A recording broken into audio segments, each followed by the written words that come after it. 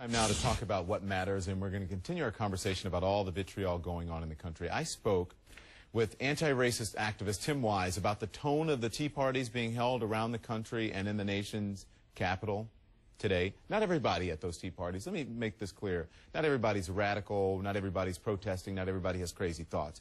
But some of the people who are there, many of them who are there do. The author of Between Barack and a Hard Place, his name is Tim Wise, he told me there are some racist undertones to these rallies. You heard the chairman from Florida saying, no, it's not race. It does a disservice. Right. You heard David Sirota say, of course it is. It's a factor. It's the elephant in the room. Right. Well, like I've said on the show before, it is the background noise of a lot of the opposition. Not all of it, but a lot of it.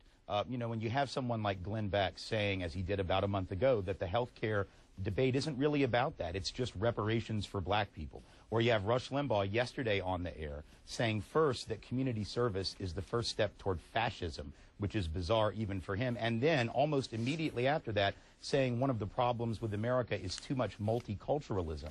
You wouldn't say that unless you were trying to stoke white racial resentment. And so when you say those things, I want to know, when are Republican leaders going to condemn that kind of rhetoric? Because that's where race is being interjected. It's not interjected by us. It's interjected by the leading talk show host in this country. So, I mean, but is it knowingly? Or is it, or maybe unwittingly they're doing it, and maybe they don't realize that they're doing it? Well, two things. I mean, it may be either or, but it doesn't matter. I mean, racism needs to be evaluated based on outcome. If you do something which has a predictable consequence, you have to be accountable for that consequence. So, for example, when Glenn Beck lied and said that Van Jones was involved in the Los Angeles riots, which was not true, that is a very clear, as David said, dog whistle politic moment. You're saying that because you know that the LA riots are viewed as this racialized rebellion, and it scares white folks to death. So you say that about this man. It isn't true. Glenn Beck had to know that it was not true, and that is a way to scare white folks. Where race comes in, it's not old-fashioned, but it's white racial resentment that they are trying to whip up.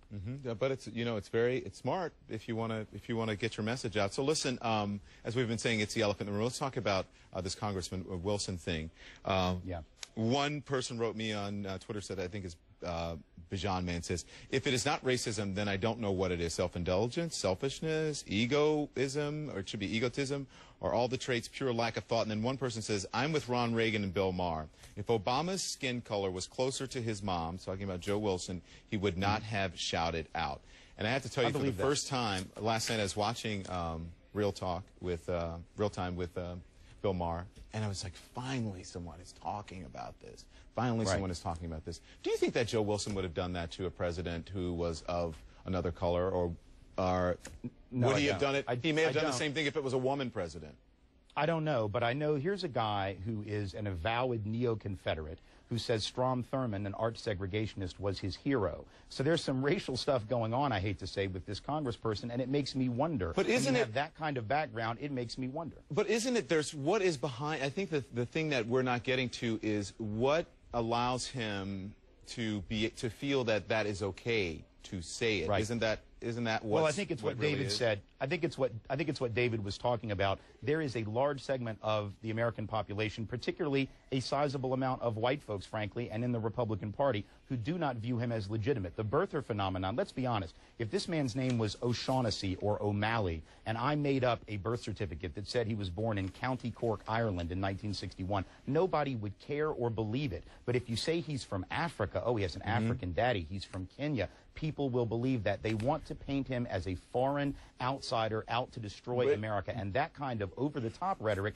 isn't just about political disagreement. It is about an attack on his identity and his Americanness. Because I do have to say, though, simply cannot accept that we are not the only folks in this country. We're not the standard anymore for what an American is. It's a multicultural nation. I hear African Americans all the time, or used to, when we talk about President Bush, and they would say, not my president. That's not right either. Oh, it's not right. It's not right. But I was at rallies where occasionally there were people that had signs that would compare President Bush to Hitler. But you know what? It wasn't the leading spokespeople on the left doing that. It wasn't our talk show hosts. It wasn't our authors and our columnists and our commentators. It was folks on the street. It doesn't seem a concerted effort. It's not right, but it's not equivalent. That is coming from the very top of the conservative mouthpiece community. Okay. Hey, listen, I got to go. Do you think this is good for us, though, because now we can examine and talk about it? It's out there? Oh, I think so. It's bringing some things out of the woodwork. If we address it honestly, we can move forward. But if we continue to stay in denial, I don't think we will. Denial. It's not just a river, right? As they say. All right. Thank you, Tim Wise. It's always good. It's always good to have you on.